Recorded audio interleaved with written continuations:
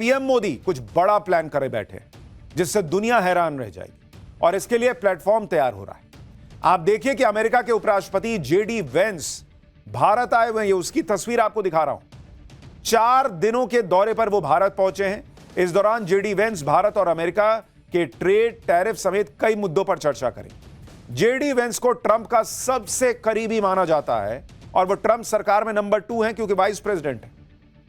Trump तो JD Vance को अपना दोस्त बताते हैं। टैरिफ वॉर के हंगामे के बीच ट्रंप ने अपने दोस्त को भारत भेजा है, तो यह बहुत इंपॉर्टेंट है और उसके बारे में आपको विस्तार से बताऊंगा। लेकिन पहले यह देखिए कि भारत आने पर जेडी वेंस का कितना जबरदस्त स्वागत हुआ।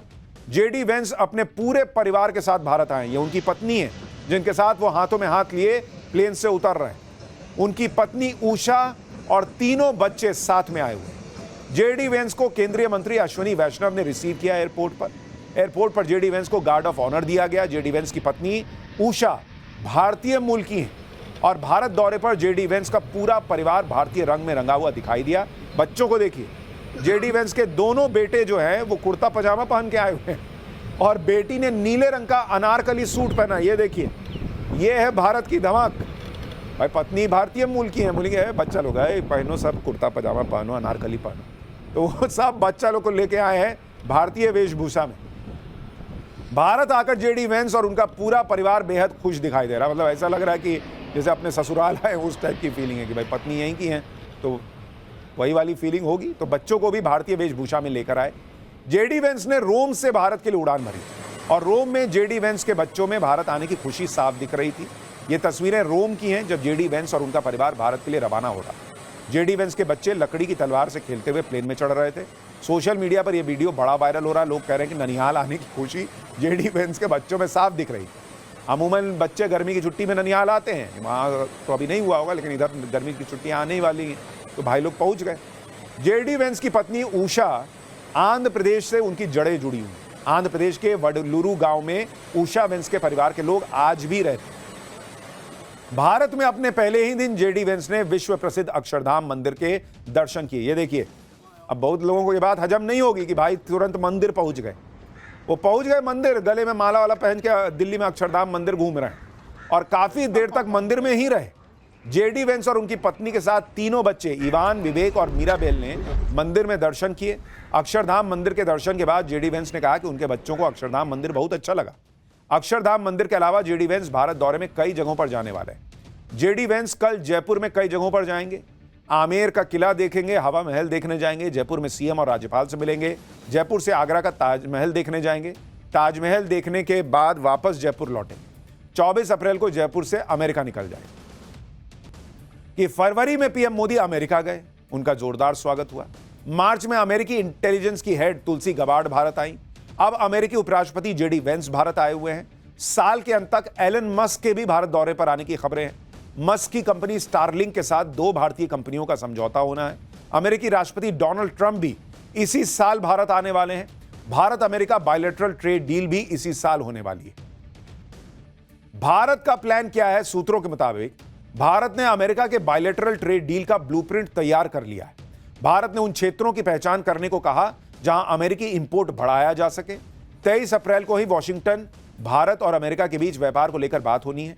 दोनों देशों के बीच बायलैटरल ट्रेड डील को लेकर बातचीत लगभग फाइनल हो चुकी है। बायलैटरल ट्रेड डील मतलब 2 देशों के बीच जो डील होती है उसमें non tariff barriers, service, custom, felicitation जैसे 19 मुद्दे शामिल किए गए। वित्त मंत्री निर्मला सीतारमण ने कहा है कि इसी साल अक्टूबर तक ट्रेड डील का पहला चरण पूरा भी हो जाएगा।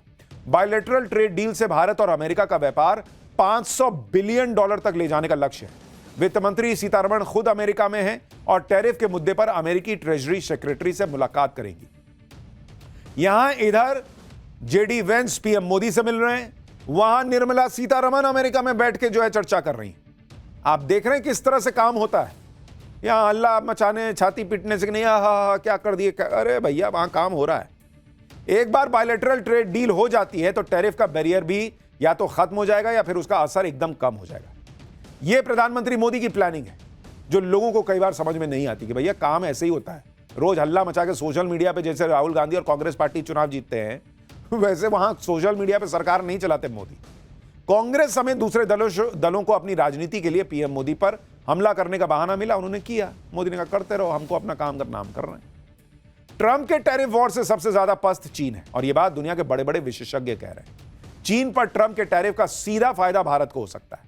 मार्क मोबियस, जो जाने माने निवेशक हैं, उन्होंने मौजूदा टैरिफ वॉर पर भारत के लिए बड़ी बात कह दी। मार्क मोबियस ने कहा है कि इस समय हर कोई एक जैसी मुश्किल में फंसा हुआ है, आगे जाकर ग्लोबल ट्रेड वॉर और उलझेगा। भारत इस समय बहुत अच्छी स्थिति में है। भारत चीन से सप्लाई चेन अपने हाथ में लेने की स्थिति में है। इसके लिए भारत निवेश प्रक्रिया उदार करनी हो। मार्क मोबियस ने चीन के बारे में भी कहा है कि चीन इस समय बड़ी मुसीबत में फंसा हुआ है। चीन के सामने गंभीर आर्थिक चुनौतियां हैं। तरक्की के बाद भी अमेरिका पर निर्भरता की वजह से चीन असुरक्षित महसूस करता है। यानी बड़े बड़े एक्सपर्ट्स ये मान रहे हैं कि भारत इस समय बहुत अच्छी स्थिति में है और ट्रेड वॉर में चीन के नुकसान का फायदा सीधे सीधे भारत को हो सकता है। एक होता है BLA, इसको कहते हैं बूथ लेवल एजेंट। ये अलग अलग पार्टी के होते हैं जो कि काम देखते हैं कि भाई बूथ पे बूथ लेवल के एजेंट हैं, किसका नाम जुड़ना है, किसका नाम हटना है, ये स्थिति देखते हैं। देश में अगर आप देखेंगे, देश में अगर आप सारे राज्य प्लस यूनियन टेरिटरी को मिला दीजिएगा तो 36 है। अब अगर आप पूरे देश के बूथ लेवल की बात करेंगे, कुल बूथ लेवल एजेंट कितने हैं पूरे देश का, कह रहा हूं 13,87,359 पूरे देश में 13,87,359 बूथ लेवल एजेंट। अब इन बूथ लेवल एजेंट ने जब अपने यहां काम किया होगा तो उनको दिखा होगा कि नाम गलत जोड़ा हुआ है, लिस्ट में गड़बड़ी है, कुछ ना कुछ तो देखा होगा। आप सोचिए 13 लाख बूथ लेवल एजेंट हैं और पूरे देश में कुल शिकायत कितनी मिली चुनाव आयोग को कि भाई ये लिस्ट में इसका नाम हटाइए, जोड़िए, ये कीजिए। पूरे देश में 13 लाख एजेंट है। सोचिए जरा, गैस मारिए। 90 शिकायत मिली है boss, total 90। 13 lakh booth level agent और शिकायत मिली है 90। और जिस महाराष्ट्र के लिए राहुल गांधी अमेरिका में जाकर कह रहे हैं कि अरे महाराष्ट्र में तो खेला हो गया, चुनाव आयोग कॉम्प्रोमाइज हो गया है। महाराष्ट्र में अगर आप देखेंगे, महाराष्ट्र के अंदर कुल BLA कितने हैं, सिर्फ अकेले महाराष्ट्र का बता रहा हूं आपको, 1,03,000 प्लस बूथ लेवल एजेंट है 727। कुल वोटर कितने हैं महाराष्ट्र में? महाराष्ट्र में कुल वोटर हैं 9,70,00,000, 9.7 करोड़। अब आप इतने में 1 लाख से ज्यादा बूथ लेवल एजेंट हैं, उन्होंने कम से कम एक एक शिकायत भी की होगी, तो 1 लाख शिकायत तो देनी चाहिए उनको। लेकिन महाराष्ट्र में टोटल शिकायत कितनी दी गई? फर्स्ट लेवल की शिकायत, फर्स्ट लेवल, इसमें आप DM के लेवल पे शिकायत करते हैं। फर्स्ट लेवल शिकायत महाराष्ट्र में कितनी दी गई? 89 बॉस, सिर्फ 89। और जो चुनाव आयोग के लेवल पे शिकायत होती है सेकंड लेवल की, वो तो गई सिर्फ एक शिकायत पूरे देश में गई है सेकंड लेवल चुनाव आयोग के स्तर पर।